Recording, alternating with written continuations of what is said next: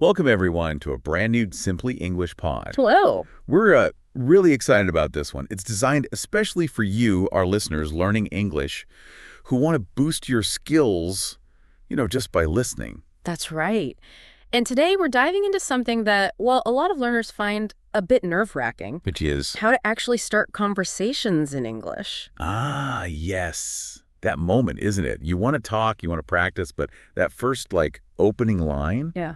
it feels huge. Yeah. If you've felt that hesitation, that slight panic, you're definitely not alone. Absolutely. So many people worry about making mistakes, right? Grammar sort of scrambles under pressure. Totally. Or worrying about understanding the reply. Different accents, people talking fast. Mm-hmm. It's stressful. And then there's that nagging thought am I saying this right? Is this culturally okay? All very, very normal feelings. But here's the thing, and it's really important. What's that? Native English speakers. Honestly, they usually really appreciate you making the effort, even with mistakes. They get it. That is so true. It's less about perfect grammar and more about, the connection, showing you're interested. A smile helps, too. A smile goes a long, long way. So our mission today really is to give you some solid, practical ways to start those conversations, techniques that work even if you're feeling a bit nervous. Okay, taking away the fear factor. I like it. So let's dig into that hesitation a bit more. What's really going on there? Well, like we touched on, there's the grammar fear. Yeah.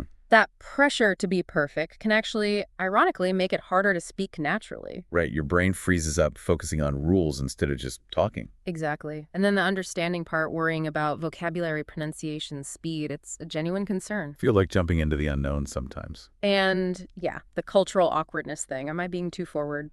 Too reserved? Yeah. It's tricky navigating those unwritten rules.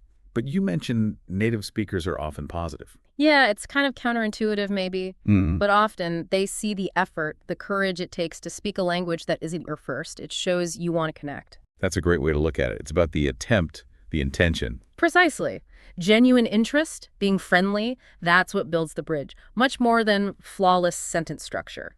Okay, so if we want to make starting easier, is there a core principle we can use? There is. It's surprisingly simple, but really powerful. The golden rule, you could say. People generally like talking about themselves. Ah, okay. That makes sense. Tell us more. Well, think about it. When you give someone an opening to share their opinion or experience or just something about them, it creates an instant connection. Right, they feel heard. Exactly. They feel valued. It takes the pressure off you to be, super interesting immediately. You're giving them the floor. Okay, I see how that works. That works across cultures. Pretty much, yeah. It taps into a basic human thing. So how do we use this? Yeah, let's get practical. What are the strategies? Okay, we've got 3 foolproof ones for you. First up, the genuine compliment plus question combo. Ooh, sounds positive. It is. The idea is you notice something specific you genuinely like, you say so, and then you ask a related question. So not just nice shoes. Right. Gotta be more specific. Shows you actually noticed. Instead of nice jacket, maybe, oh, that jacket looks so comfortable but really stylish too. Where did you find something like that? Ah, I see. It invites a proper response, not just a thanks. Exactly. Or maybe, those are really unique earrings. Is there a special story behind them? Nice. Or at work, wow, your presentation was so clear. How did you learn to speak so confidently? Or even, I love how you've organized your notes here. What system are you using? They're specific, they show real interest, and they lead somewhere. Key word there is genuine, though. People can usually tell if you're just saying something. And a quick cultural note. Complimenting strangers politely is generally pretty okay, even welcomed in many English-speaking places. Good to know. Okay, what's strategy number 2? Number 2 is the situational bridge. This one uses your shared environment. You're both there, so you instantly have common ground. Makes sense. Use what's around you. Exactly. Works great in, say, coffee shops, waiting areas, on the bus, in a class. So you just comment on the situation. Yeah, often starting with a really simple, easy question, like, excuse me, is this seat taken? And then maybe after a moment, wow, it's unusually crowded today. Do you come here often? That feels very natural, low pressure. Totally. Or that book looks fascinating. What's it about? Or, this cafe smells amazing. Have you tried their specialty coffee? Simple stuff. Or even practical, sorry, I'm trying to find the conference room for the Johnson meeting. Are you heading there too by any chance? Yeah, these all start small and open the door. That's the idea. Easy start, potential for more. Okay, and the third strategy? Third one is the shared experience comment. This creates instant rapport because you're both experiencing the same thing right now. Oh, I like that. Like you're in it together. Exactly. Works well after, say, a talk you both attended, or waiting in the same queue, or even just the weather. Okay, give us some examples. Sure, after a speaker, you could turn to someone and say, "That was really thought-provoking. What part stood out most to you?" Nice. Or in a line, "Huh, this queue is moving surprisingly fast today. Have you been here before?" Yeah, relatable. Or just, "Wow, I wasn't expecting such beautiful weather today. Makes me want to skip work." Or maybe, "The Wi-Fi here is incredibly fast. I've been looking for a good spot to work remotely." These feel like just voicing a thought almost. Yeah. Very natural. That's the goal. It's Yeah. an observation about a shared situation, makes it easy for someone to respond. Okay, great techniques. But does it matter where we are? Like, does the context change things? Oh, absolutely. Context is key. Where you are, who you're talking to, it definitely influences what kind of starter works best. Right. So work event versus, say, a party. Oh, definitely. In professional settings conferences, work meetings stick to more work-related openers, like how long have you been with the company, or what department are you in? Or after a session, "That was an interesting talk. What's your take on the new project they mentioned?" Safe, relevant topics. Got it. Whereas in casual social settings, a party, a hobby group, you can usually be a bit more personal, quicker. Okay. How do you know the host? Or if you overhear something, "Oh, that sounds like a cool hobby. How did you get into that?" Reading the room, basically. Exactly. And with strangers in public places, be friendly, respect their space, keep it brief initially. And watch their reaction. Yeah, read their body language. If they seem open, great. If they give short answers, maybe leave it there. And always a quick thanks if they help you with something, like directions. Okay, this is great. Can we maybe, like, act out a couple of quick examples just to hear it? Yeah, let's do a mini role play. Makes it more real. Okay. Scenario 1. We're in a bookstore. You start. Okay.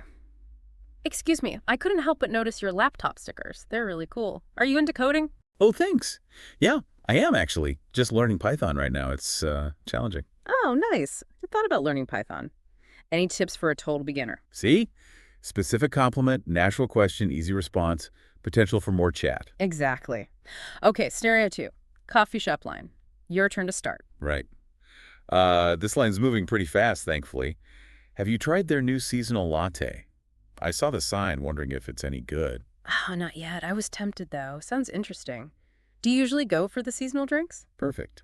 Simple observation about the shared situation. Open the door. Right. It doesn't have to be complicated. Okay, now let's give our listeners some phrases to practice. We'll say a phrase, leave a little gap, then the next phrase. Try saying them out loud with us. Okay, first one. "I really like your approach to this project. What inspired that idea?" This event is bigger than I expected. Is it your first time here too? "I've been trying to find a good coffee shop in this neighborhood. Is this one your favorite?" That was such an interesting discussion. What did you think about the main points? Saying them aloud, even just to yourself, really helps embed them, makes them feel more natural when you need them. Definitely. And here's a little confidence booster for you. Something surprising, maybe. What's that? Native speakers. Sometimes small mistakes actually make the conversation feel more authentic, less rehearsed. That's true. Perfect, flawless English isn't always the goal for connection. Those little imperfections can sometimes, paradoxically, make it easier to relate. So yeah, don't let the fear of imperfection stop you from just starting. Absolutely not. Every conversation is practice. It's a chance to connect. So wrapping up, remember, starting conversations. It's a skill. And like any skill, It gets better with practice. So here's your challenge for this week. Try using just one of these techniques.